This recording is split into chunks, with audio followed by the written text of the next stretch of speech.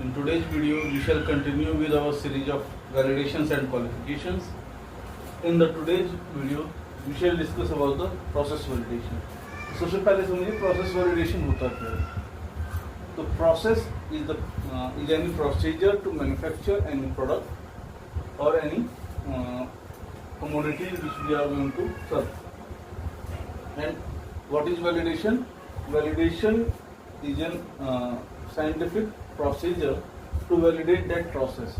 कि जो हमारा प्रोसेस है उसका जो हमने आउटपुट डिसाइड किया हुआ है वही हमें बार बार कंसिस्टेंटली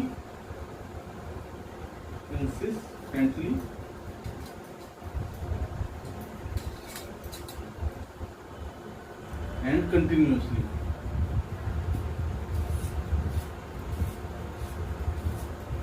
हमें सेम या सिमिलर टाइप का आउटपुट हमें अचीव हो रहा है. यही हमारा प्रोसेस वैलिडेशन. मतलब कोई एक प्रोसीजर है जिसके थ्रू हम कोई प्रोडक्ट बनाते हैं और वो प्रोडक्ट हमारा बार बार कंटिन्यूसली, कंसिस्टेंटली एंड रिपीटेडली हमें अचीव हो रहा है. ये किस केस में होता है? स्पेसिफिकेशंस के रूप में, आउटपुट के रूप में and other physical parameters, physical and chemical parameters.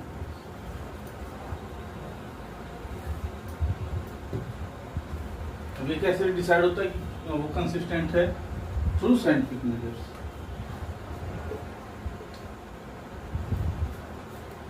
क्या मतलब है इन साइंटिफिक मेजर्स का? एक्सपेरिमेंटेशन,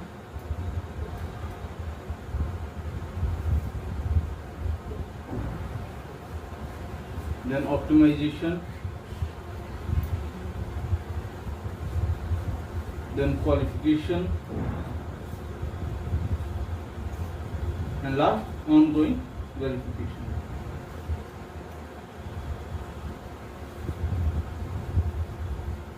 ongoing verification या फिर continuous process verification.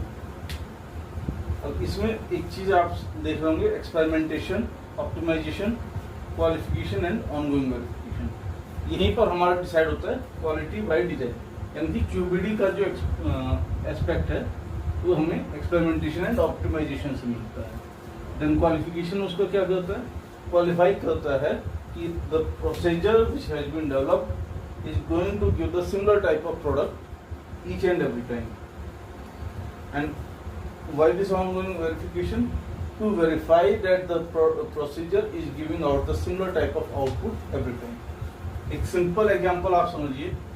घर पे हम लोग चाय बनाते हैं तो चाय के लिए हमें सबसे पहले पानी गरमाना है, उसमें अपनी चाय पत्ती डालनी है, दूध डालना है, चीनी डालनी है. ये तो हो गया एक प्रोसीजर. बट अब मैं कहूँ कि एक कप चाय के लिए कितना पानी डालना है, कितना दूध डालना है, कितनी चाय पत्ती डालनी है, कितना चीनी डालना है, मैंने एक बार उसे डिसाइड कर लिया कि हाँ, एक कप चाय के लिए मुझे एक कप पानी लेना है, फिर उसमें एक चम्मच चाय पत्ती डालनी है, एक चम्मच चीनी डालनी है और आधा कप दूध डालना है. तो ये मैं बार बार उसे एक्सपेरिमेंटेशन के थ्रू ऑप्टिमाइज करता हूँ, क्वालिफाई करता हूँ कि हाँ, मुझे एक कप चाय के लिए इतना ही मटेरियल चाहिए. तो ये मेरा एक तरह से एक कॉमन एग्जाम्पल है जो आप एक प्रोसेस वैलिडेशन को समझ सकते हैं. सिमिलरली अगर मुझे एक कप से बढ़ा के उसे 2 कप या 4 कप करना है तो उसी हिसाब से मुझे उसे इंक्रीज करना पड़ेगा, उसे फिर से ऑप्टिमाइज करना पड़ेगा. क्योंकि जरूरी नहीं है कि जितना दूध मुझे 1 कप चाय के लिए लग रहा था उतना ही दूध मुझे 4 कप चाय के लिए लगे, या उतना ही पानी मुझे 4 कप के लिए लगे, या उसी के ज्योमेट्रिकली 4 कप चाय के लिए लगे. देयर इज ए पॉसिबिलिटी कि क्योंकि अब मेरा आउटपुट बढ़ रहा है, 4 कप हो रहा है, तो अब मुझे 3 कप या 3.5 कप पानी लगे, 3 चम्मच चीनी चाय पत्ती लगे, 4 चम्मच चीनी लगे और 1 कप दूध लगे. There is a possibility. तो उसे हम कैसे डिसाइड करते हैं? Through experimentation and optimisation. जब एक बार मेरा ऑप्टिमाइज हो जाता है देन उसको हम क्वालिफाई करते हैं. मतलब उसको बार बार रिपीटेडली हम लोग चेक करते हैं कि the procedure is giving the similar type of output every time और not. Once it is established कि हाँ, ये जो प्रोसीजर है ये क्वालिफाइड है and it is giving the similar type of output every time, then हम उसको कंटिन्यूस वेरिफिकेशन पे लगाते हैं। कंटिन्यूस वेरिफिकेशन मतलब उसे हम लोग बार बार वेरीफाई करते हैं कि हाँ ये अभी भी हमें सिमिलर टाइप का आउटपुट प्रोवाइड करा रहा है। इसको आप इस तरीके से समझिए, फार्मास्यूटिकल इंडस्ट्री में एनुअल प्रोडक्ट क्वालिटी रिव्यू ये एक प्रोसेस होता था। तो उसका काम क्या था कि once the product has been manufactured and distributed to the market, उसको हम लोग बाद में ईयर के एंड पे वेरीफाई करते थे कि हाँ ये जो प्रोडक्ट है मेरा क्वालिटी एट्रीब्यूट्स पे मैच कर रहा है और इसमें ट्रेंड मैच कर रहा है। बट आज की डेट में क्या है, हमारा जो प्रोसेस वैलिडेशन की गाइडलाइन है वो कहता है सबसे पहले प्रोसेस डिजाइन करो।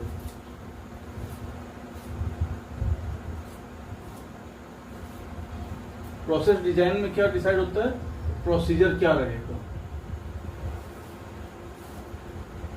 फिर इसके बेसिस पे हम लोग मतलब जब यहाँ पे हमने कहा कि प्रोसीजर क्या रहेगा, मतलब एक्सपेरिमेंटेशन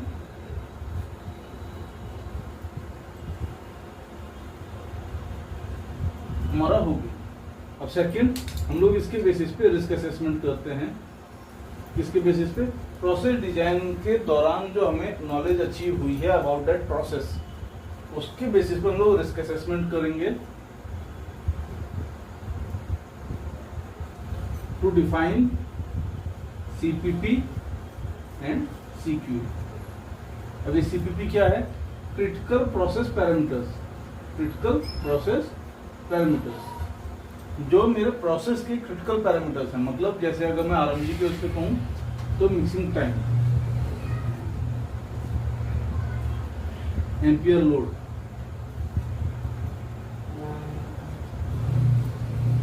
बाइंडर क्वांटिटी, ये सब मेरे क्रिटिकल प्रोसेस पैरामीटर्स हैं। ये क्रिटिकल प्रोसेस पैरामीटर्स मेरे क्रिटिकल क्वालिटी एट्रीब्यूट्स इन पे इम्पैक्ट डालते हैं। अब क्रिटिकल क्वालिटी एट्रीब्यूट्स क्या, जो भी मेरे प्रोडक्ट के स्पेसिफिकेशंस को या क्वालिटी को डिफाइन करते हैं, वो एट्रीब्यूट्स मेरे क्रिटिकल क्वालिटी एट्रीब्यूट्स हैं। जैसे डीजो, dissolution, assay, similarly disintegration time, hardness, these are the critical quality attributes for any product। अब क्योंकि यहाँ पे अगर मिक्सिंग प्रॉपर नहीं होगी तो मेरा अस्से पे इम्पैक्ट आ सकता है। अगर मेरा एम्पियर लोड ऊपर नीचे होगा तो मेरे हार्डनेस पे और डीटी पे इम्पैक्ट आ सकता है। अगर मेरे बाइंडर क्वांटिटी ऊपर नीचे होगी तो भी मेरे हार्डनेस और डीटी पे और डीजो तीनों पे इम्पैक्ट डालेंगे। वंस थ्रू रिस्क असेसमेंट हमने अपने सीपीपी एंड सीक्यू को डिफाइन कर लिया, तो उसके बाद हमारा आता है ऑप्टिमाइजेशन। ऑप्टिमाइजेशन का क्या मतलब है, स्केल अप करना, क्योंकि हमारा एक्सपेरिमेंटेशन जो है बहुत स्मॉल लेवल पे होता है। 10,000, 20,000, 5,000 टैबलेट्स ऐसे होता है, 5,000 यूनिट्स ऐसे। बट हमें ऑप्टिमाइजेशन मतलब जो मेरा कमर्शियल स्केल है उसके अप्रोक्सीमेटली मुझे प्रोसेस को ऑप्टिमाइज करना है। मतलब अगर मेरा प्रोसेस जो है 1 लाख या 2 लाख टैबलेट्स का है या यूनिट्स का है, तो मुझे प्रोसेस उसी के हिसाब से ऑप्टिमाइज करना है। यहाँ पे फिर मैं जो मुझे नॉलेज प्रोसेस डिजाइन से मिली, जो सीपीपी सीक्यू मुझे रिस्क असेसमेंट से आइडेंटिफाई हुई, उनको मैं ऑप्टिमाइज करता हूँ। इसमें मैं extensive sampling and extensive experimentation perform करता हूँ। Once this optimisation is perform, मतलब मैंने एक्सपेरिमेंटेशन कर लिया, पूरा सैम्पलिंग कर ली, सब कुछ कर लिया, अब ऑप्टिमाइजेशन में परफॉर्म हो गया। इसके बाद मैं करता हूँ प्रोसेस क्वालिफाई।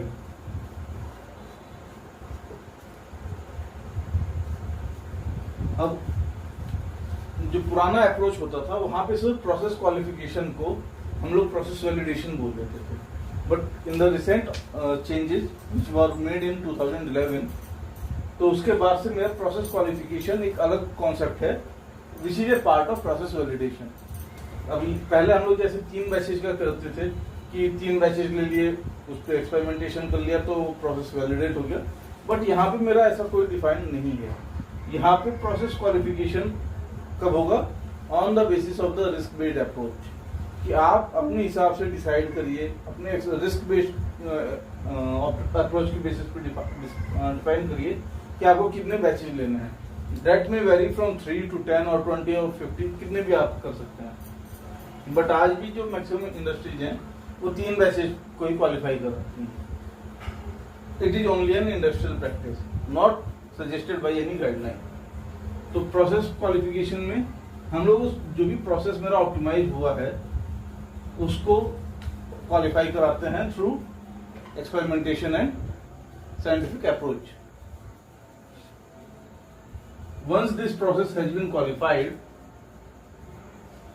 हम लोग फिर से करते हैं कंटिन्यूअस प्रोसेस वेरिफिकेशन। अब इस कंटिन्यूअस प्रोसेस वेरिफिकेशन का क्या मतलब है कि ऑनलाइन ट्रेंडिंग, आज एक बैच बना, आज ही उसका डाटा ट्रेंडिंग में डाल दिया, वेरीफाई किया। फिर एक बैच कल बना, उसका डाटा हम लोगों ने ट्रेंड कर लिया।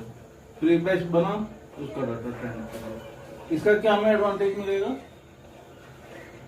इसका हमें एडवांटेज ये मिलता है कि अगर कोई बैच मेरा ट्रेंड से बाहर जाता है, चौथा बैच हुआ वो ट्रेंड से बाहर चला गया, तो मुझे तुरंत आइडेंटिफाई हो जाएगा, मैं उस पर तुरंत ट्रिगर कर दूंगा अपनी इन्वेस्टिगेशन को, ट्रिगर द QMS। मैं अपनी QMS को ट्रिगर कर दूंगा कि हाँ जी मेरा एक बैच आउट ऑफ ट्रेंड जा रहा है, इसको हमें इन्वेस्टिगेट करना चाहिए। So friends, in today's video we shall conclude only up to here. In next video we shall define about all these things like process design, process qualification and continuous verification। ये हमारे क्योंकि अगर मैं पूरे process validation को एक video में cover करूं तो ये बहुत लंबा वीडियो हो जाएगा, इसीलिए मैं इसको सब पार्ट्स में करूंगा, पार्ट वाइज करूंगा। एक बार जैसे आज मैंने आपको एक आउटलुक दे दिया प्रोसेस वैलिडेशन का, इन नेक्स्ट वीडियो हम लोग जो है धीरे धीरे इसको पूरा एलेबोरेट करेंगे। So thanks for watching and I would appreciate your support provided to this channel and Radhe Radhe।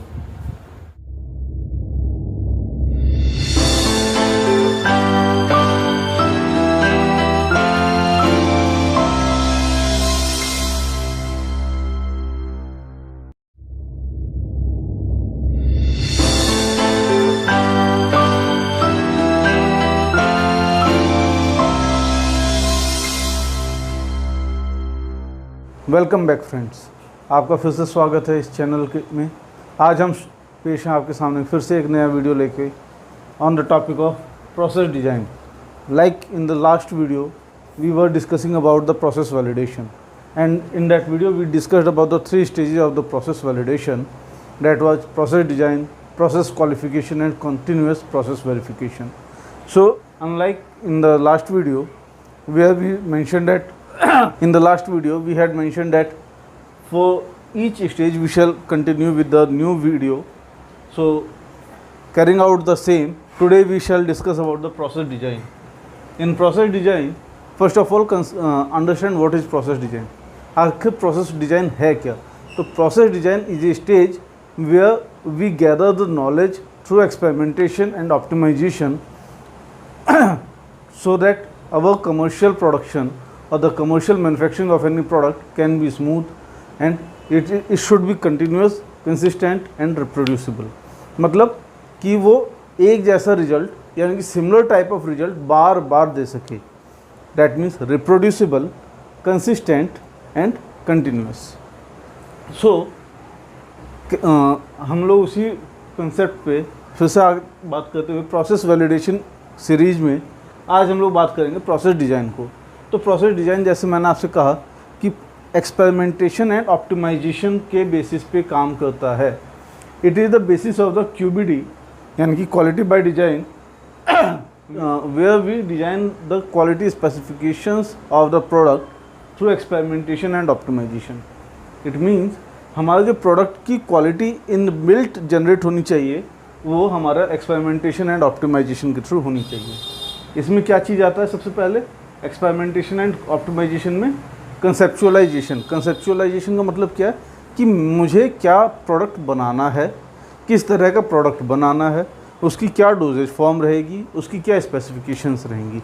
Like if I am saying I am going to develop a new tablet formulation for any API ABC, तो हमें उसका concept लाना पड़ेगा। पहले हमें ये देखना कि हमें इस मॉलिक्यूल का प्रोडक्ट बनाना है।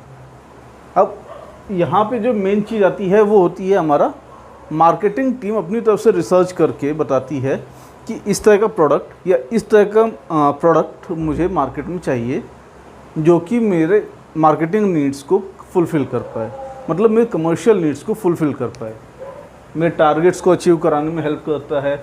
अब यहाँ पे साथ ही साथ इसमें आ जाता है कि उसके कंसेप्ट, जब मैंने बात की कंसेप्ट की कि प्रोडक्ट का कोई नया कंसेप्ट आया है कि ABC मॉलिक्यूल का मुझे टैबलेट फॉर्मुलेशन बनाना है, इट मीन्स एक तो उसके मुझे टैबलेटिंग करनी है, ये एक कंसेप्ट आ गया, प्लस दूसरा आ गया उसका स्पेसिफिकेशंस कि वो किन स्पेसिफिकेशंस पे कंप्लाई होना चाहिए, whether it should comply with my domestic pharmacopoeia और some other foreign country pharmacopoeia. Like अगर मुझे कोई प्रोडक्ट एक्सपोर्ट में करना है तो मुझे उस कंट्री की रिक्वायरमेंट के हिसाब से काम करना पड़ेगा, दैट मे बी USP और BP और एनीथिंग एल्स।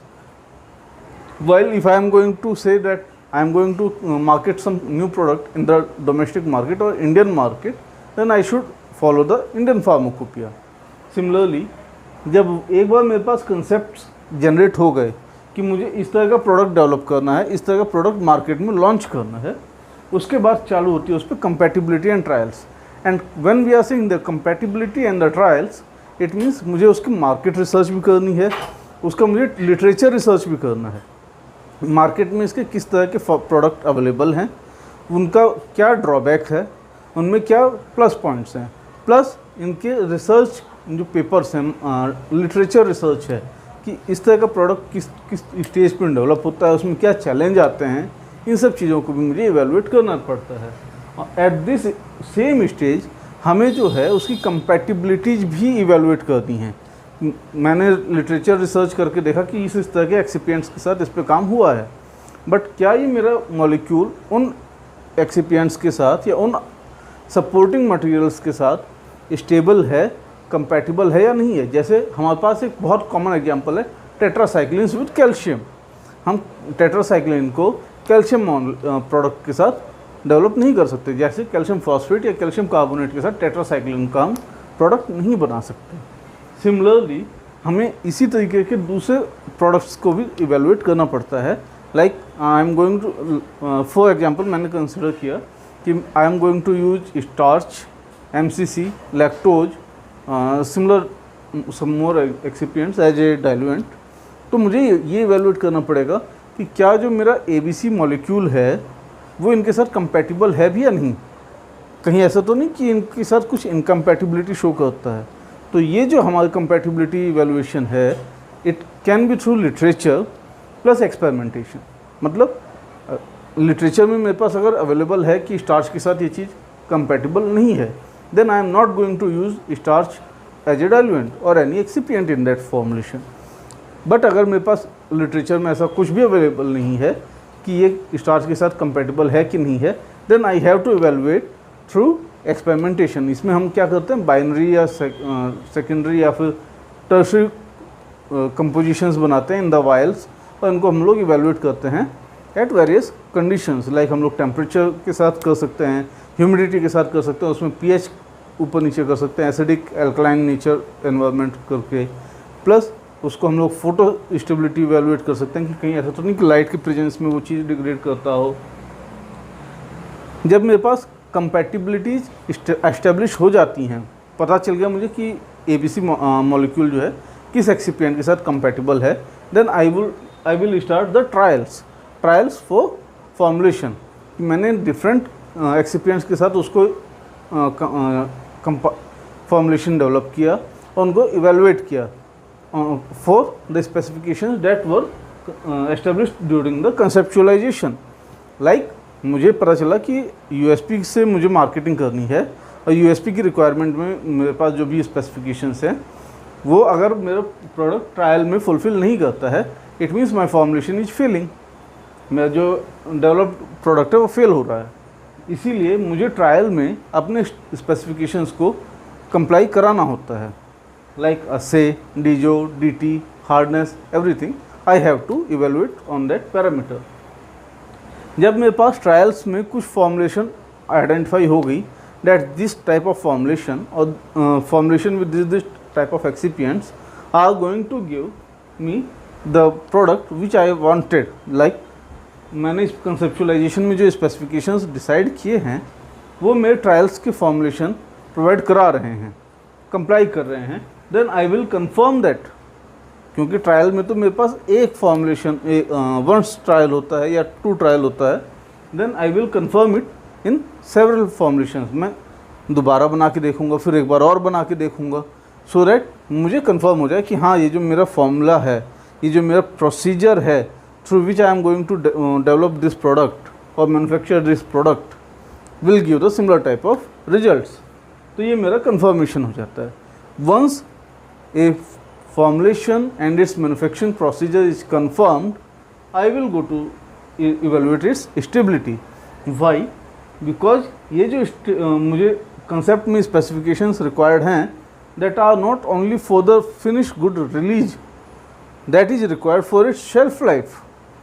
मायने कि अगर मेरा प्रोडक्ट, मैंने कहा कि 3 साल तक स्टेबल होना चाहिए, at the time of conceptualisation मैंने कहा कि ऐसा फॉर्मुलेशन हो जो कि एटलीस्ट 3 साल की शेल्फ लाइफ दे, तो मुझे वो चीज़ कंफर्म कहाँ से होगी?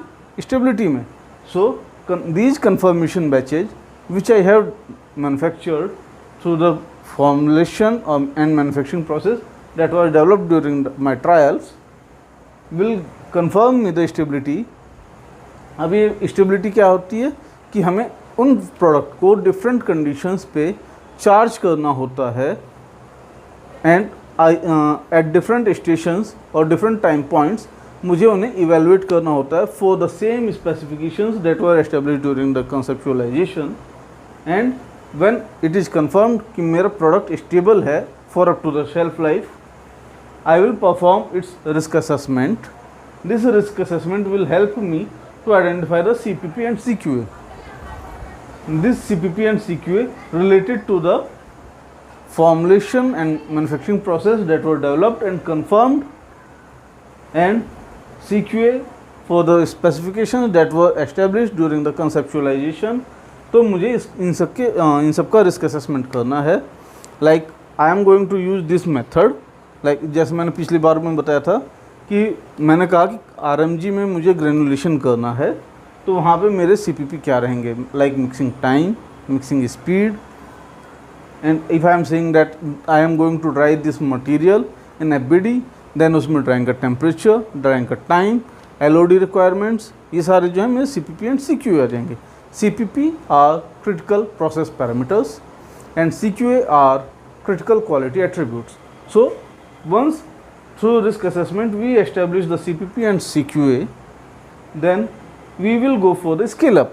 स्केल अप का मीन्स ऑप्टिमाइजेशन, क्योंकि मैंने यहाँ तक का जो प्रोसेस किया अप टू द स्टेबिलिटी, ये मैंने बहुत छोटे बैचेज पे किया, 1000, 2000 या 5000 बैचेज पे, बट मुझे स्केल अप करना है for which is in compliance with my commercial manufacturing process.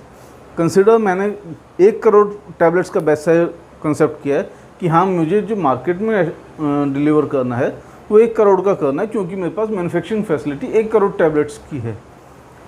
But I have perform the trial for 5000 और 10,000 tablets, then I will not correlate the same process with my commercial scale. Scale up का मतलब है कि मुझे जो मैंने छोटे स्तर पे डेवलप किया है, जो मैंने छोटे स्तर पे इवेलुएट किया है, अगर मैं उसको बड़े बैच साइज पे या बड़े स्केल पे डेवलप करता हूँ, मैन्युफैक्चर करता हूँ, तो कहीं ऐसा तो नहीं कि उसमें कोई चेंजेज आ जाएं, ऐसा तो नहीं कहीं उसमें कोई मेजर ड्रॉबैक्स आ जाएं, सेटबैक्स आ जाएं। तो वो चीज़ मुझे कहाँ पे पता चलता है? Through scale up. Scale up में मैं स्केल अप के टाइम पे मैं उसको इवेलुएट करता हूँ, उसको रिपोर्ट करता हूँ और अगर मुझे कहीं पे लगता है कि नहीं प्रोसेस में मुझे इस तरह का चेंज करना पड़ेगा, देयर इज ए पॉसिबिलिटी कि चेंज करना पड़े, तो वो मैं उसमें रिपोर्ट करता हूँ and on the basis of the scale up report मैं अपने प्रोसेस को डेवलप करता हूँ फॉर द कमर्शियल स्केल। अब इन सब के बेसिस पे मेरा QBD, जैसे मैंने बताया, क्वालिटी बाय डिज़ाइन, जैसे QBD का मेन कॉन्सेप्ट क्या है, quality is not given from the outside to the product, quality is generated within the product. मतलब प्रोडक्ट के अंदर ही क्वालिटी जनरेट होनी चाहिए, which when we perform these all studies and these all process we go through, तो मेरा QBD generate होता है। अब इसमें कई जगह ऐसा भी आता है कि when we file some product for registration to the regulatory market और सेमी रेगुलेटरी मार्केट, तो वहाँ पे रिक्वायरमेंट आती है कि आप कुछ और स्टडीज भी परफॉर्म करिए। Like if I am saying for the stability, हमने स्टेबिलिटी परफॉर्म करी at different conditions, sorry accelerated term conditions and long term conditions which will depend on its environmental condition for the market which we are going to commercialize that product। और general concept हमें ये करना चाहिए कि जितने भी हमारे environmental conditions available हैं फॉर दैट प्रोडक्ट हमें उस पर चार्ज करना चाहिए। If the product is stable at very low temperature and it is unstable at high temperature at the room temperature, then we shall charge it only for 2 to 8 degree and its ACC will be not more than 25. But if the product is stable at the thermal conditions, then we should charge it on all the conditions up to the ACC for 40 degree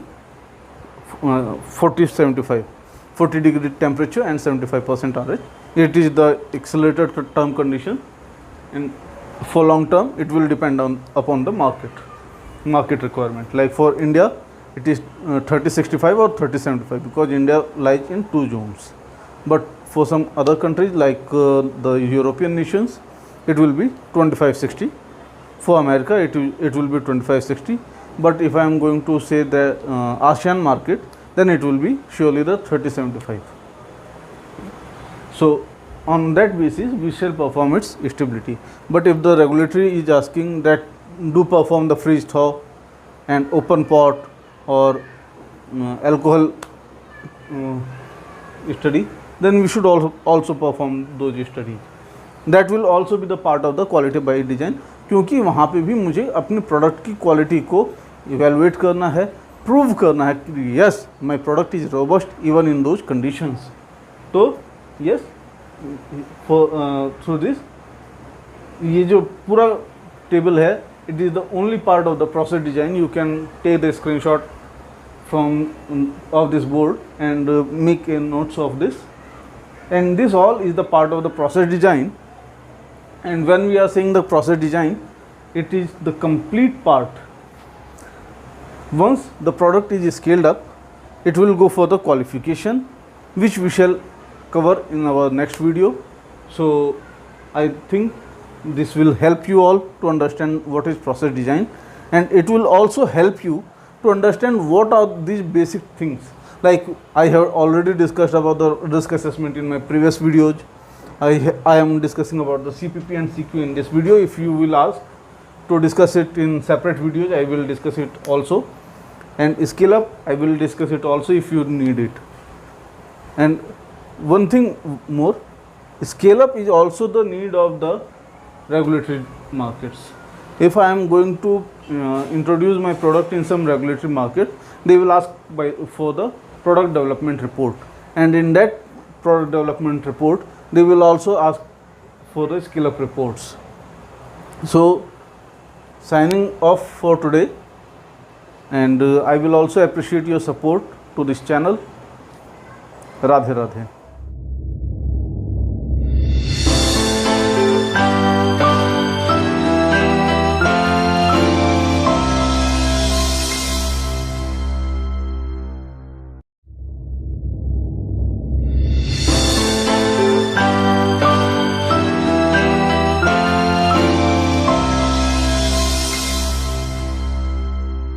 Welcome back friends. In the last video we were discussing about process design in the series of the process validation.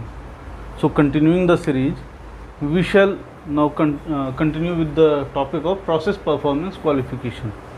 तो जैसे मैंने आपको first video में बताया था that process validation is defined in 3 stages: process design, process performance qualification, or simply saying process qualification, then continuous process verification. So process performance qualification, which is the second stage of the process validation process, can be defined as qualifying a manufacturing process to establish or prove that the process is consistent and will continuously and repeatedly give the similar type of results. क्या मतलब है कि process performance qualification से हम लोग ये prove करते हैं या उस प्रोसेस को क्वालिफाई करते हैं to give similar type of results, यानी कि एक जैसे ही रिजल्ट्स वो बार बार देगा, एक जैसे ही आउटपुट वो बार बार देगा। एक एग्जांपल से समझिए कि घर पे कभी कभी सब्जी बनती है, बहुत अच्छी बन जाती है, विच इज़ कॉल्ड इंसिडेंट। बहुत अच्छी सब्जी बनी, वो एक इंसिडेंट है। अगेन वो सब्जी बनी, लोग कह देते हैं कोइंसिडेंट है, पिछली बार भी अच्छी बनी थी, इस बार भी अच्छी बन गई। बट थर्ड टाइम भी जब वो हो जाता है, इट मीन्स द प्रोसेस जिसके थ्रू वो सब्जी बनाई गई है वो वैलिडेटेड है, वो क्वालिफाइड है, और उससे जब भी सब्जी बनेगी तो बहुत अच्छी बनेगी। हाँ, अगर उसमें कुछ वेरिएशन हुआ तब उसमें प्रॉब्लम आ सकती है। तो उसी चीज़ को प्रूव करता है process performance qualification. That means the manufacturing process that has been designed in my process design stage and for which we had performed the complete optimization will give the similar type of results, will give the similar type of output every time on the consistent basis, on continuous basis and repeated basis.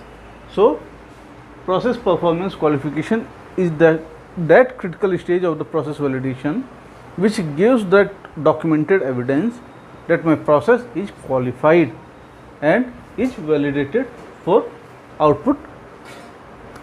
So अब सबसे पहले समझिए कि process performance qualification का objective क्या है।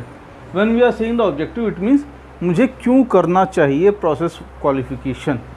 उसमें आता है verify the process design, the process that has been designed in my process design stage, उसको प्रूव करता है, उसको वेरीफाई करता है कि हाँ ये सिमिलर टाइप का ही आउटपुट बार बार देगा। सेकंड, डेमोन्स्ट्रेट कंट्रोल, ये प्रूव करता है कि जो प्रोसेस मैंने बनाया है will remain in the stage of control, will remain in the state of control every time and my process will give the similar type of results. Establish parameters, अब ये कौन से पैरामीटर्स हैं? Critical process parameters. एस्टेब्लिश करना है यानी कि उसे वेरीफाई करके मुझे प्रूव करना है कि हाँ जब इन पैरामीटर्स पे मेरा प्रोसेस चलेगा तो वो सिमिलर टाइप का रिजल्ट बार बार देगा। देन आइडेंटिफाई द रिस्क, फिर से आ गया रिस्क। क्यों? जब मैं पूरा प्रोसेस कर रहा हूँ तो जब मैंने डिज़ाइन किया वहाँ पे मैंने रिस्क असेसमेंट करके critical process parameters and critical quality attributes को आइडेंटिफाई किया। बट यहाँ पे मेरा जो ये रिस्क है ये किस लिए है कि ये कंसिस्टेंट बेसिस पे जो मेरा प्रोडक्ट चलेगा, प्रोसेस चलेगा, उसमें क्या रिस्क इन्वॉल्व हो सकते हैं और उनको कैसे मिटिगेट किया जा सकता है। क्यों? क्योंकि जब मैं यहाँ पे कंट्रोल स्टेट को और पैरामीटर्स को एस्टेब्लिश कर रहा हूँ तो मुझे रिस्क भी आइडेंटिफाई हो जाएंगे कि क्या क्या मुझे इसमें अल्ट्रेशंस या कहाँ कहाँ पे मुझे अपडेशंस करने पड़ सकता है। वैसे तो प्रोसेस परफॉर्मेंस क्वालिफिकेशन का मतलब ये है that process design has been made and हम उसे सिर्फ क्वालिफाई कर रहे हैं, वहाँ पे हम उसमें कोई चेंज नहीं कर सकते। बट रिस्क असेसमेंट करके हम लोग जब आइडेंटिफाई कर लेते हैं कि ये रिस्क मेरे इन्वॉल्व हैं इन दिस प्रोसेस, तो हम लोग उनको मिटिगेट कर सकते हैं। उसके लिए फिर अगेन हमें प्रोसेस डिज़ाइन से डाटा कलेक्ट करना पड़ेगा। अब जब मैंने कहा कि जी मेरा तो प्रोसेस का क्वालिफिकेशन करना है, तो वहाँ पे मेरे क्या क्या प्रोसेस उस प्रोसेस क्वालिफिकेशन के लिए क्या क्या मुझे प्रोसेस लगेगा।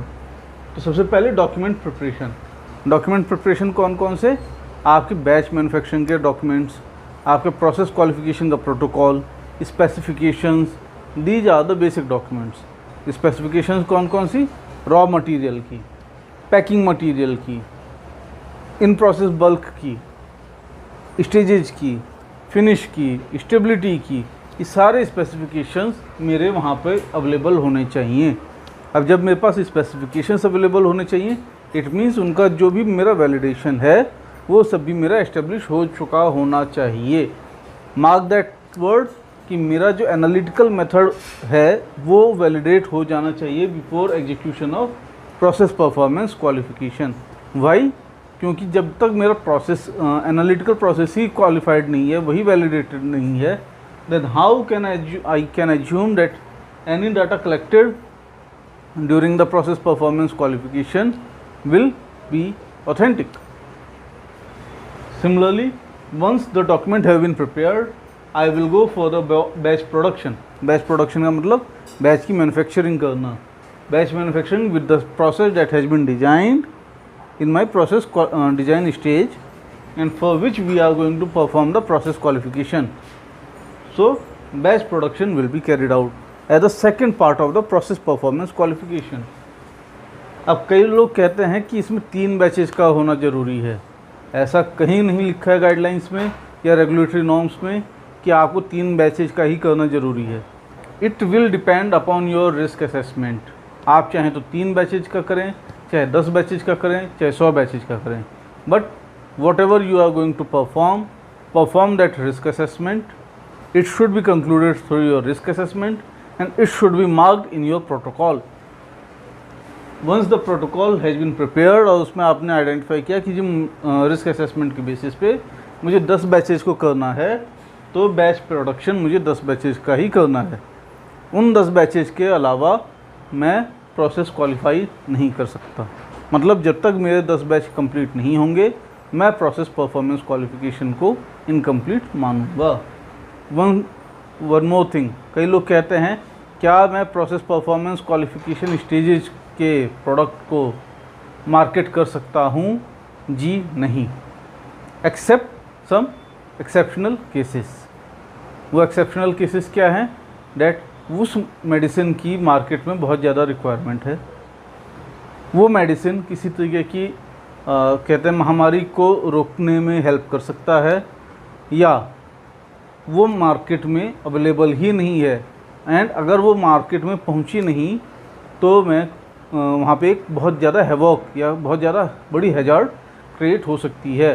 तो इसलिए प्रोसेस क्वालिफिकेशन में मेरे पास जो है एज ए प्रोस्पेक्टिव अप्रोच ही चलता है, but in some exceptional cases मैं उसको मार्केट में भेज सकता हूँ on the basis of the risk assessment and knowledge gained during process design. Like मेरा या यूरोपियन यूनियन वो अपनी गाइडलाइन में क्लियरली मेंशन करता है that you can market in the process qualification batches on the basis of the concurrent release, यानी कि एक बैच आज बना आप उसको भेज दीजिए, दूसरा बैच बना उसको भेज दीजिए, तीसरा बैच बना उसको भेज दीजिए, बट वो भी exceptional cases.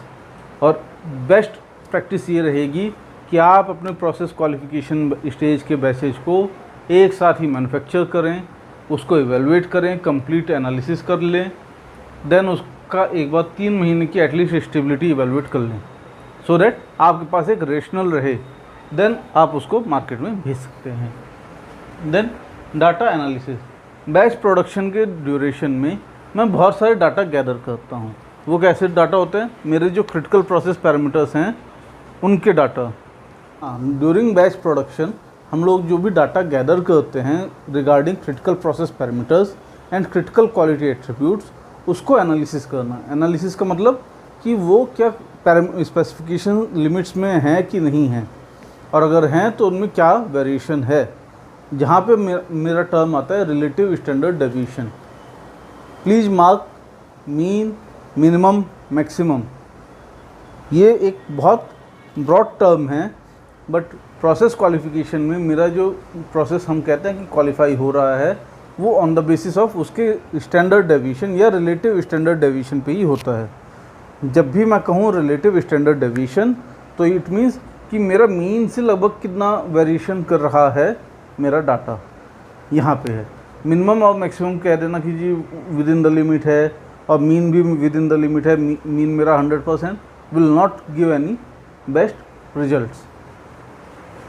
Second, when we have performed the data analysis, we shall go for the evaluation in a form of summary. इससे क्या मिलेगा कि मेरा क्या क्या ऑब्जर्वेशंस रही हैं, उसमें कैसा वेरिएशन रहा है, उससे मैं क्या कंक्लूड कर सकता हूँ, या मुझे उससे क्या इंफॉर्मेशन गैदर हो रही है. This is called evaluation. Once it has been evaluated, we shall go for the conclusion. अब ये कंक्लूजन में क्या आएगा, whether my process is qualified और नॉट. अगर क्वालिफाइड है तो उसमें मुझे क्या क्या, अगर कहीं पे प्रिकॉशंस लेने हैं तो प्रिकॉशंस क्या क्या रहेंगे. ये सारी चीज़ें मेरा कंक्लूजन एंड इवेल्युएशन के पार्ट में आ जाती हैं.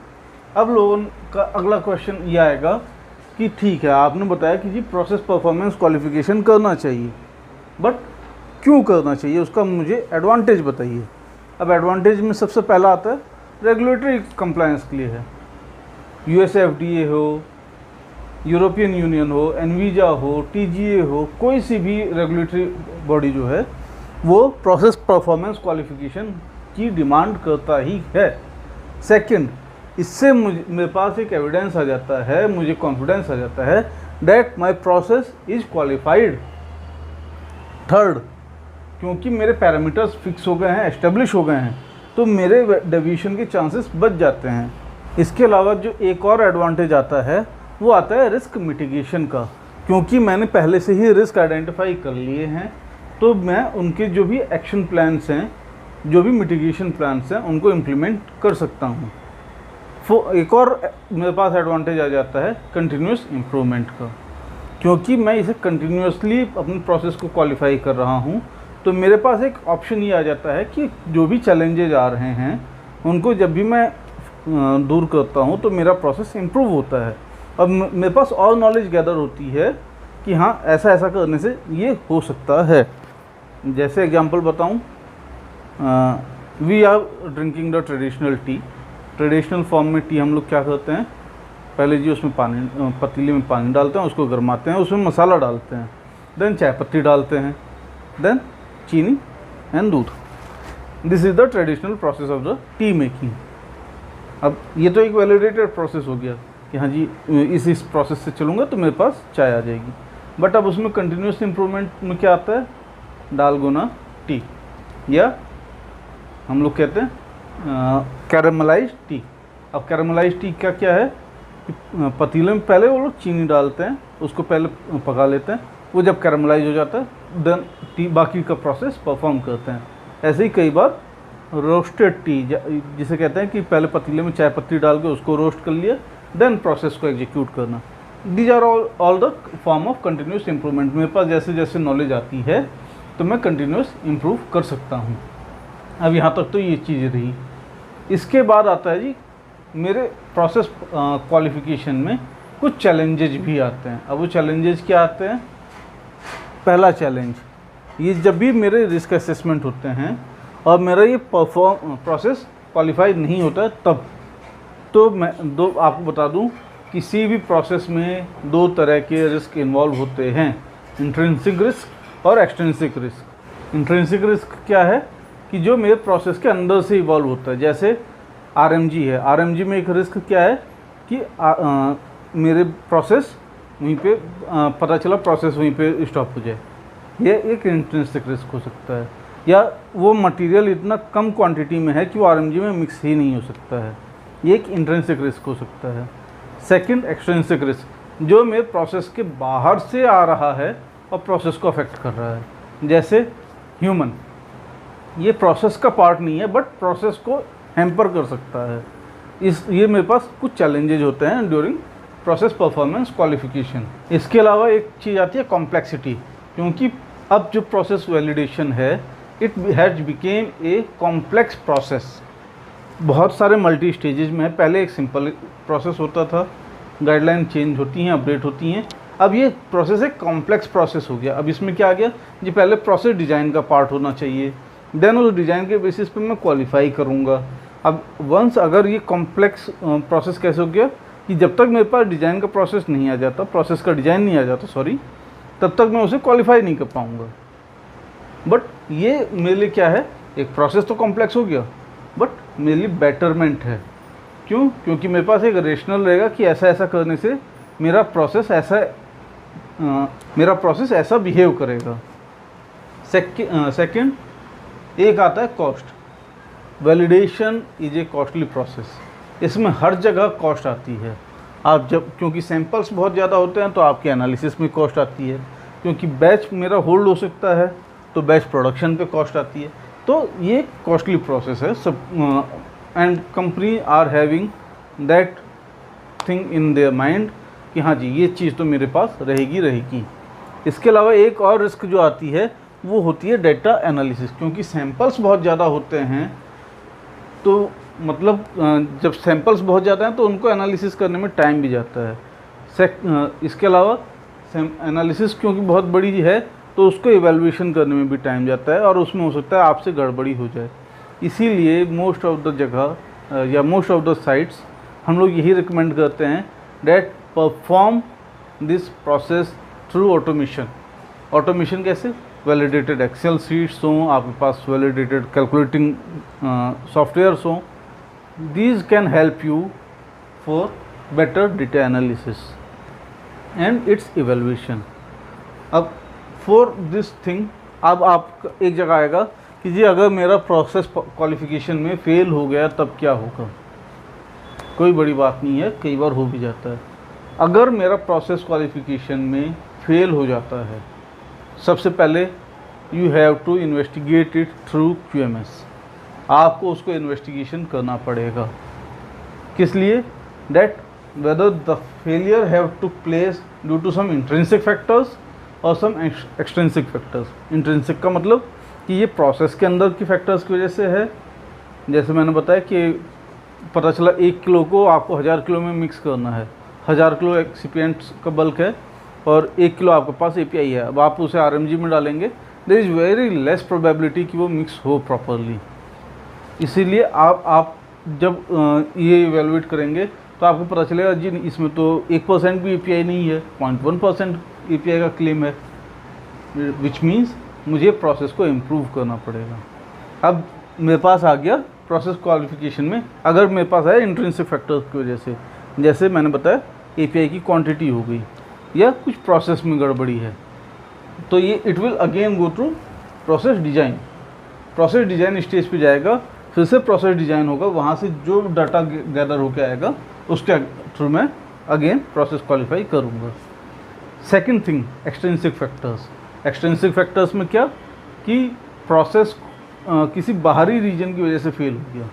प्रोसेस क्वालिफिकेशन में कोई बाहरी फैक्टर इन्वॉल्व हुआ जिसकी वजह से वो प्रोसेस फेल हो गया, जैसे RMG का या FBD का बार बार शटडाउन हो जाना, पावर फ्लक्चुएशंस का होना, या ह्यूमन का उस प्रोसेस के लिए प्रॉपरली ट्रेंड ना होना। These can be a major factors. या जो मैं इक्विपमेंट यूज कर रहा हूँ that is not of suitable type for that process. पता चला मुझे तो जी RMG में करना था process and I was doing in other equipment for that qualification stage. तो these factors can also result in failure of the process qualification. Once this investigation is completed, we shall conclude for the CAPA कि मेरे पास extrinsic factors की वजह से या intrinsic factors की वजह से मुझे ये 2 रूट कॉज पता चल गए। अब अगर intrinsic की वजह से है then I will send it again to the process design stage। वहाँ पे जो भी मेरा डाटा गैदर होगा, जो भी मेरा डिज़ाइन डेवलप होकर आएगा, उसको मैं अगेन क्वालिफाई करूँगा। But if it is due to some extrinsic factors then I will rectify that extrinsic factors. मैं उसके अगेंस्ट कापा लूँगा। जैसे मैंने बताया पावर शट डाउन हो जाना या फिर ह्यूमन का ट्रेंड ना होना, तो इनके अगेंस्ट में कापा लूँगा और इनको इम्प्रूव करूँगा and I will again perform the process performance qualification as per my protocol. But it shall be marked कि हाँ जी पिछली बार जो मेरा प्रोसेस फेल हुआ था वो इसी रीजन की वजह से हुआ था। अब once this data has been completed I will conclude कि हाँ जी मेरा प्रोसेस क्वालिफाइड है या नहीं है, क्योंकि मैं ऑलरेडी उन चीज़ों को रेक्टिफाई कर चुका हूँ। अब एक चीज़ और आती है कि प्रोसेस परफॉर्मेंस क्वालिफिकेशन में इवैल्यूएशन के टाइम पे मैंने आपको बताया mean, minimum, maximum, these are very broad term and ये जो है आपको प्रॉपर डाटा नहीं प्रोवाइड कराते हैं, तो मेरे पास क्या स्टैटिस्टिकल टूल्स हैं जिनके थ्रू मैं ये प्रूव करूं कि हाँ जी डेटा मेरा जो एनालिसिस गैदर हुआ है वो इवैल्यूएशन प्रॉपर हो रहा है या नहीं हो रहा है। मेरे पास जो डाटा आता है, मतलब स्टैटिस्टिकल टूल्स हैं, वो क्या क्या हैं? Control charts, bar charts. These can also help you for proving that whatever data has been collected and evaluated is good. सबसे अच्छी बात क्या है कि आप इसको ग्राफिकली जब प्रेजेंट करते हैं तो पिक्टोरियल फॉर्म में, यानी कि इलस्ट्रेटेड फॉर्म में आप इसको शो करते हैं। सेकंड, आप एस्टेब्लिश करते हैं कि हाँ मेरा जो डाटा है वो within a control state है। Bar charts, control charts, relative standard deviation का कैलकुलेशन करना, मीडियन का, मोड का कैलकुलेशन करना। मीडियन क्या है कि जो मेरा डाटा गैदर हुआ है उसका बीच का डाटा क्या है, मतलब मिडिल का डाटा क्या है। मैं मीन की बात नहीं कर रहा हूँ, मिडिल का डाटा क्या है। देन एक और चीज़ आती है मोड, कि मैक्सिमम ऑब्जर्वेशंस क्या हैं। मान लीजिए 95 भी है, 105 है, और मेरी स्पेसिफिकेशन लिमिट ही 95 से 105 की है, और मेरे मैक्सिमम डाटा जो है 98 से 99 के बीच में है, बट एक डाटा 95 आ गया, एक 105 आ गया। सो मेरे पास जब ये रहेगा कि हाँ जी मैक्सिमम डाटा मेरा 98 से 99 के बीच में है, डैट मीन्स ये जो दो डाटा हैं इनमें कहीं कोई वेरिएशन है, इनमें कहीं कोई फेलियर है which have to be investigated. Then एक चीज़ आती है, आप CPK कैलकुलेट कर सकते हैं, प्रोसेस कैपेबिलिटी या प्रोसेस की कैपेबिलिटी इंडेक्स आप कैलकुलेट कर सकते हैं। This can also help you for statistical evaluation of that data. And there are some softwares also like Minitab and other softwares. Minitab is the most famous software in that thing. तो I will not suggest कि आप software के लिए ही जाएं, but अगर है तो बहुत अच्छा है। So this will give you the complete evaluation. So hope this video will help you and make you understand what is the process performance qualification and how we can perform this process performance qualification.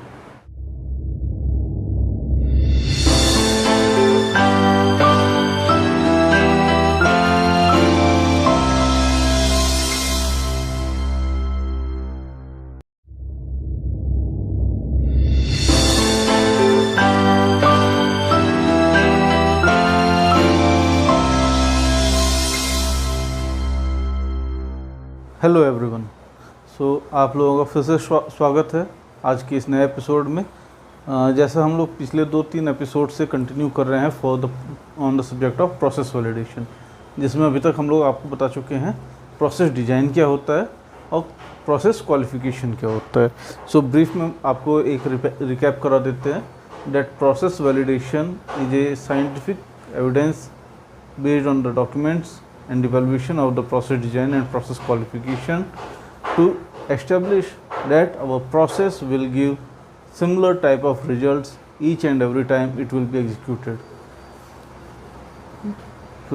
Hindi में एक बात समझते हैं कि process validation एक documented evidence है based on the scientific experimentation and optimisation and evaluation, जिससे ये प्रूव होता है कि जो हमारा मैन्युफैक्चरिंग प्रोसेस है वो एक तरह के रिजल्ट्स बार बार प्रेजेंट करेगा, एक तरह के, ना कि एक जैसे, एक तरह के।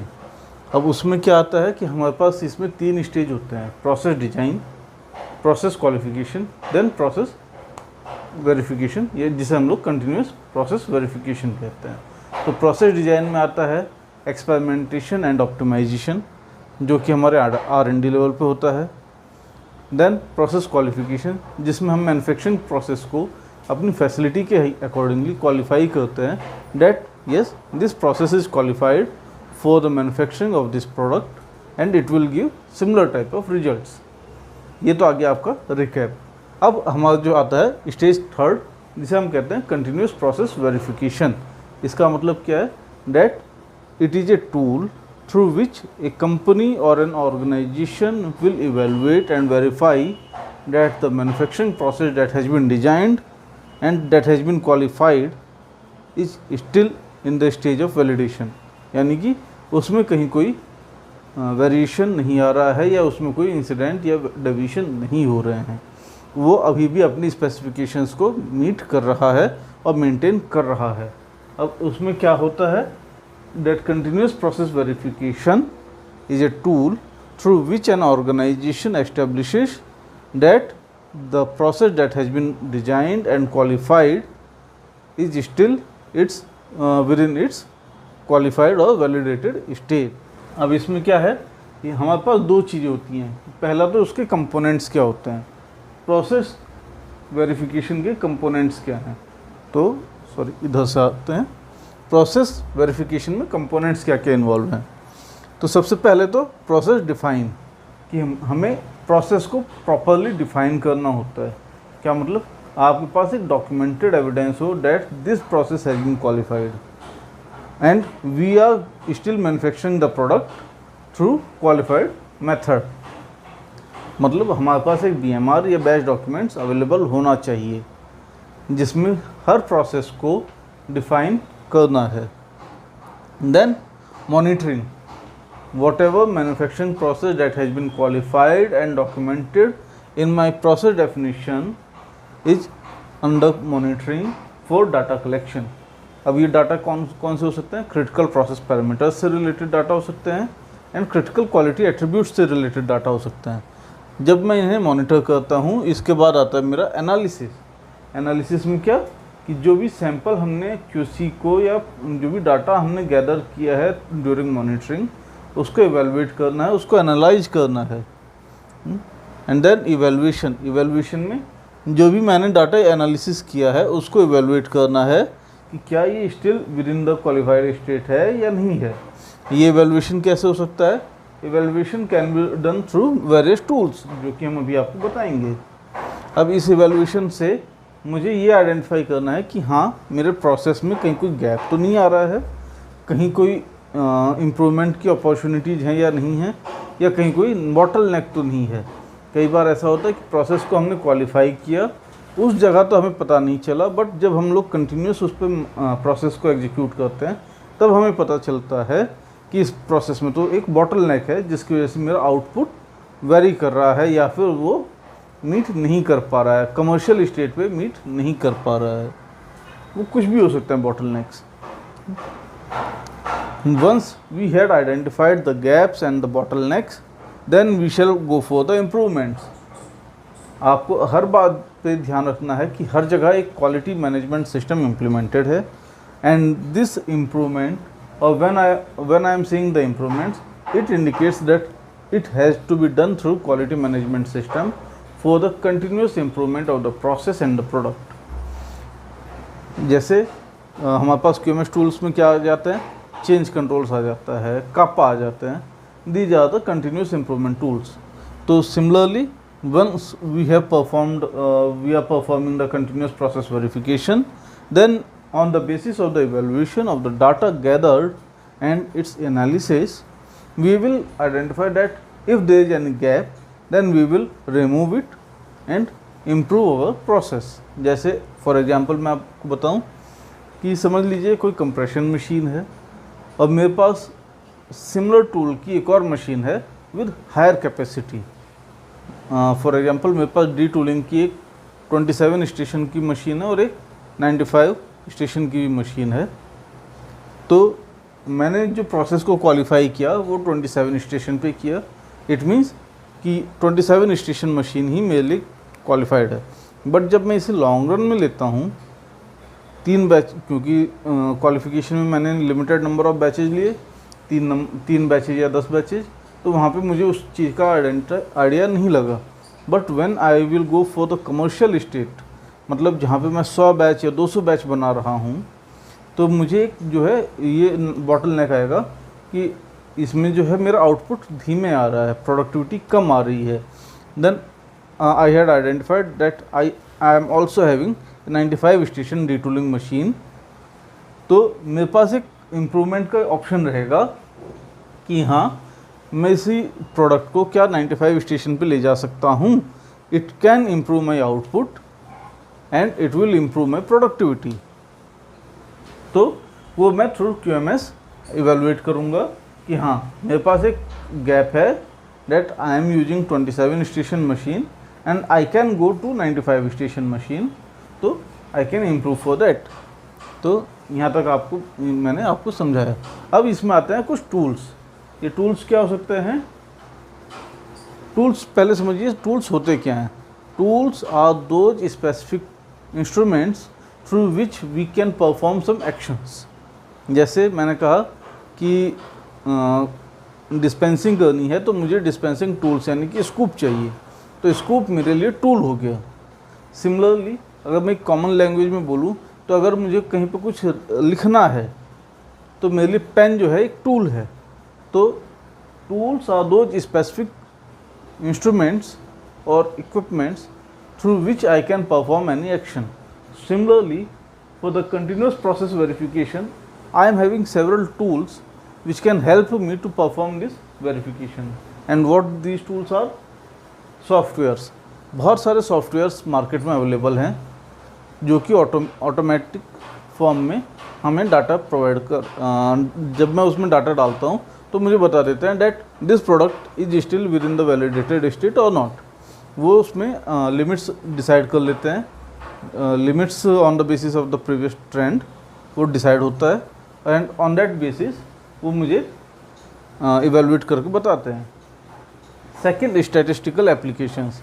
अब ये स्टैटिस्टिकल एप्लीकेशंस क्या हो सकते हैं? ट्रेंडिंग या फिर बार चार्ट्स या line charts. These can help me to identify if there is any variation और any out of trend in my data. जैसे मान लीजिए मेरे पास 100 बैच हो गए, 100 बैचेज में जो 80 की लिमिट आ रही 80 जो आ रहा है वो 98 से 100 के बीच में आ रहा है एंड इवेंचुअली एक और बैच मैं बनाता हूँ 101 नंबर का।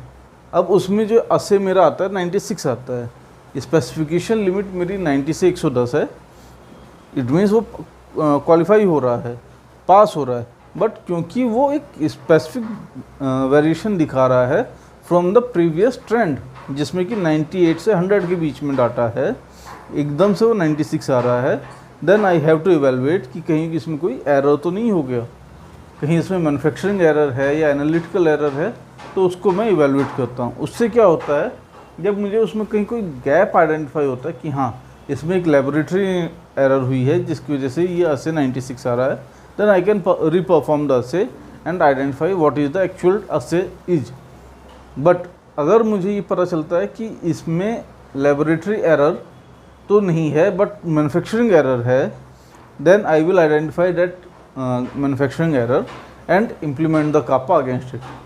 अब उस कापा को इम्प्लीमेंट करने से क्या होगा कि मेरा जो वेरिएशन आ रहा है इन द प्रोडक्ट क्वालिटी वो मैं हटा सकता हूँ। अदरवाइज क्या होगा कि ठीक है अभी तो ये आउट ऑफ ट्रेंड गया बट एकदम से हो सकता है ये आउट ऑफ स्पेसिफिकेशन भी चला जाए, तो उसे मुझे हटाना है, उस गैप को मुझे रिमूव करना है और प्रोसेस को इम्प्रूव करना है।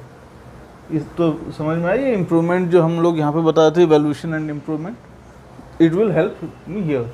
Then data analytics.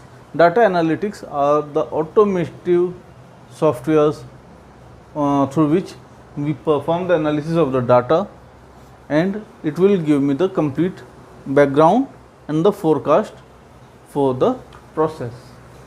Then automation. Automation का क्या मतलब है कि मैं अपने पूरे मैन्युफैक्चरिंग प्रोसेस को या फिर पूरे ऑर्गेनाइजेशनल प्रोसेस को ऑटोमेशन पे ले लूँ।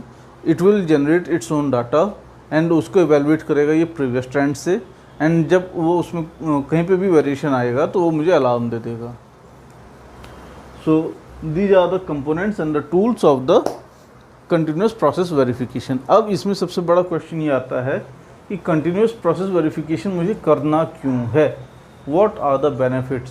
तो सबसे पहली बात, मुझे ये रेगुलेटरी कंप्लायंस प्रोवाइड कराता है। Regulatory compliance in the form कि जो मेरा प्रोसेस है वो with in it's specification trend चल रहा है, स्पेसिफाइड ट्रेंड चल रहा है, उसमें कोई आउट ऑफ ट्रेंड नहीं चल रहा है और ये मेरा वैलिडेटेड स्टेट में मेंटेन कर रहा है अपने आप को। सेकंड, ये मुझे कंटिन्यूस इम्प्रूवमेंट में हेल्प करता है। Once we are performing the continuous process verification, तो मुझे उसमें बहुत सारे गैप्स जो आइडेंटिफाई हो रहे हैं वो मुझे दूर करने का एक ऑप्शन प्रोवाइड कराता है। मतलब मेरे पास एक स्कोप बचता है फॉर द कंटिन्यूस इम्प्रूवमेंट। इसके अलावा ये मुझे एफिशिएंसी को इम्प्रूव करने में हेल्प करता है, क्योंकि जो मैंने गैप्स को आइडेंटिफाई किया उसमें रिमूव किया, उसकी जगह कापा इम्प्लीमेंट किए, तो ये मुझे प्लस मैंने जो प्रोसेस डिफाइन कर रखा है, तो इट मीन्स जो प्रोसेस मेरा डिफाइंड चल रहा है उसी के अकॉर्डिंगली मेरा प्रोसेस चलेगा और मैं उसमें इम्प्रूव करता जा रहा हूँ, तो मेरा एफिशिएंसी बढ़ रही है। थर्ड, इसमें एक रिस्क मैनेजमेंट फैक्टर आ जाता है। इससे मेरा जो है रिस्क मैनेजमेंट इम्प्रूव हो जाता है।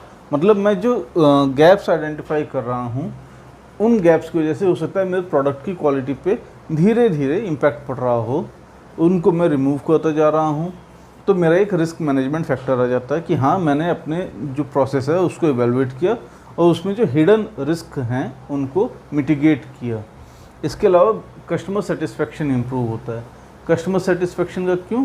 क्योंकि मेरा प्रोडक्ट जो है अपने वैलिडेटेड स्टेट में अपनी स्पेसिफिकेशंस को मीट करते हुए कंटिन्यूसली मैन्युफैक्चर हो रहा है, तो उससे मेरा जो कस्टमर बेस है वो सेटिस्फाइड होगा कि हाँ, this company is maintaining it's quality and जो उसका प्रोडक्ट है वो similar type of quality provide करा रहा है, उसमें कोई वेरिएशंस नहीं है, वो ऐसा नहीं है कि वो माल फंक्शन करे।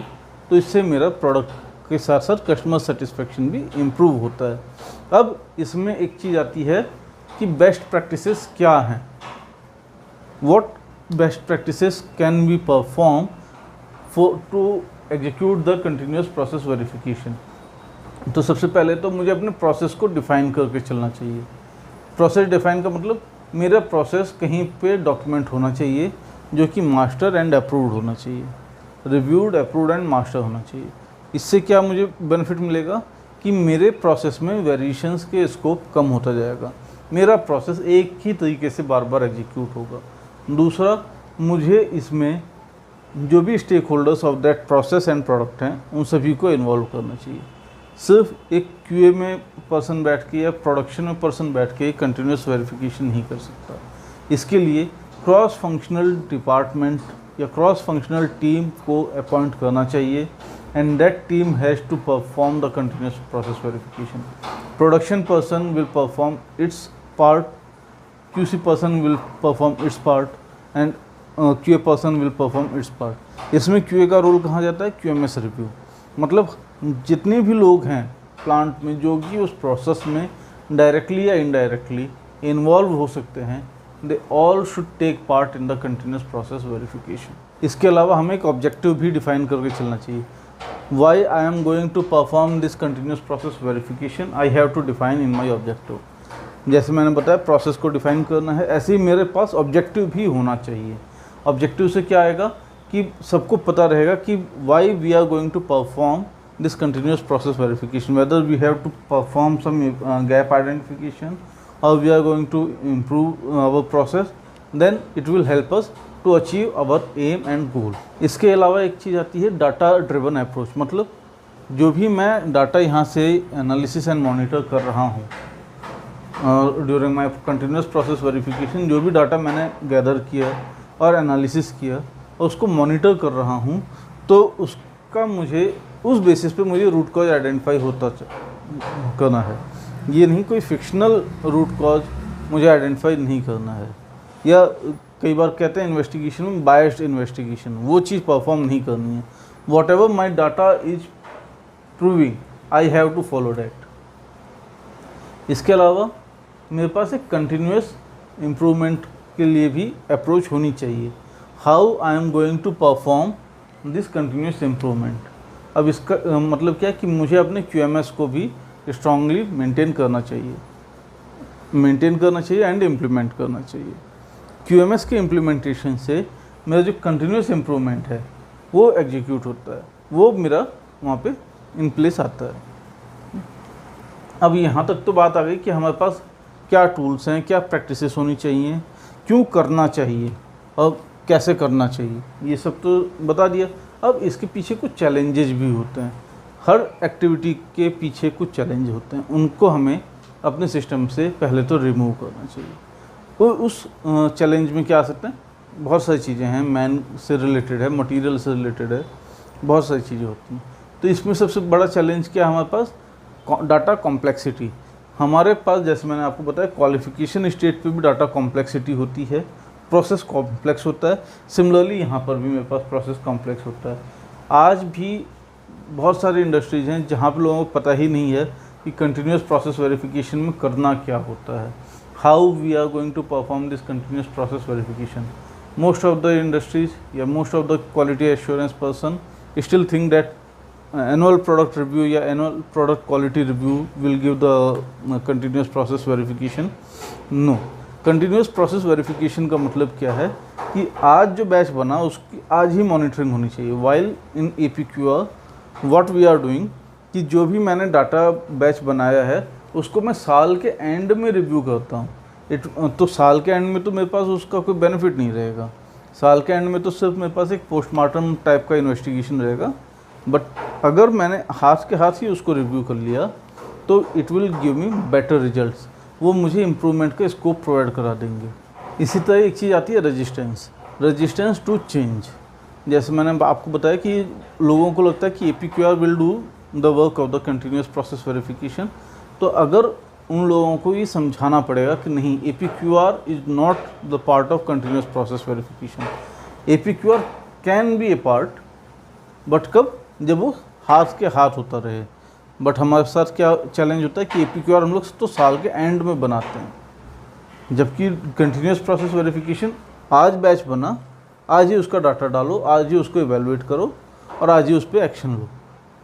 तो अगर मैं हाथ के हाथ उसकी ट्रेंडिंग करता जाता हूँ, हाथ के हाथ उसको इवेलुएट करता जाता हूँ, then it will do the work of continuous process verification. But लोगों को ये समझाना पड़ेगा और लोगों में ये रेजिस्टेंस होता है क्योंकि they are performing this same type of task from lot of years and they are highly experience in that. But लोगों को चेंज करना पड़ेगा। इसके अलावा एक आता है डाटा जो हमने कलेक्ट किया है उसकी गैदरिंग और उसको एक जगह बाइंड अप करना। ये भी एक चैलेंज होता है क्योंकि यहाँ पे भी मेरे पास बहुत सारे डाटा होते हैं। क्रिटिकल प्रोसेस पैरामीटर से रिलेटेड डाटा होते हैं एंड एनालिसिस से रिलेटेड डाटा होते हैं, क्वालिटी एट्रीब्यूट से रिलेटेड डाटा होते हैं। तो हर एक डाटा को मुझे गैदर करते हुए चलना है। तो मतलब डाटा की क्वांटिटी मेरे पास बहुत ज़्यादा होती है, उसको एक जगह मुझे मेंटेन करना है, उसको जो एक जगह मुझे स्टोर करना है। ये भी एक मेरे पास चैलेंज होता है। तो इसके लिए हमारे पास क्या है कि रिसोर्स होना चाहिए, रिसोर्स एलोकेशन होना चाहिए। मेरे पास कहीं एक ऐसा सिस्टम होना चाहिए जहाँ पे मैं डाटा को स्टोर कर सकूँ, जहाँ पे मैं डाटा को मेंटेन कर सकूँ।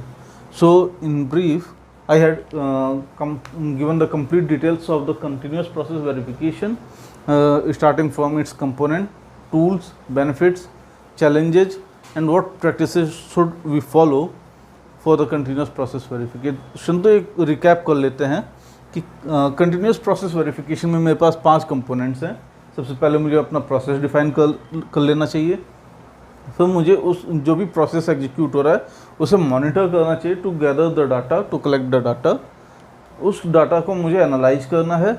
उस एनालिसिस के बाद मुझे उसे इवेलुएट करना है। इवेलुएशन टू प्रूव या to establish that my process is within the validation state और not, and on the basis of this evaluation we will go for the improvements. और ये मैं कैसे कर सकता हूँ? थ्रू स्टैटिस्टिकल टूल्स कर सकता हूँ, सॉफ्टवेयर्स के थ्रू कर सकता हूँ, डाटा एनालिटिकल टूल्स के थ्रू कर सकता हूँ एंड ऑटोमेशन के थ्रू कर सकता हूँ। इसका मुझे सबसे बड़ा एडवांटेज क्या आता है? रेगुलेटरी कंप्लायंस बढ़ जाती है, कस्टमर सेटिस्फेक्शन इंप्रूव होता है, मेरे पास इम्प्रूवमेंट के स्कोप खुलते चले जाते हैं और मेरा जो है जो कस्टमर बेस है वो सेटिस्फाई होता है। सो in this video I had tried to cover the complete concept of the continuous process verification. I hope it will help you and you will gain from it. And हर बार हम लोग आपसे बोलते हैं to support this channel. We are still in the phase of growing and we have to grow and we have to go a lot of miles before we stop our journey. And इसमें हमें आप लोगों का सहयोग भी चाहिए। सो राधे राधे।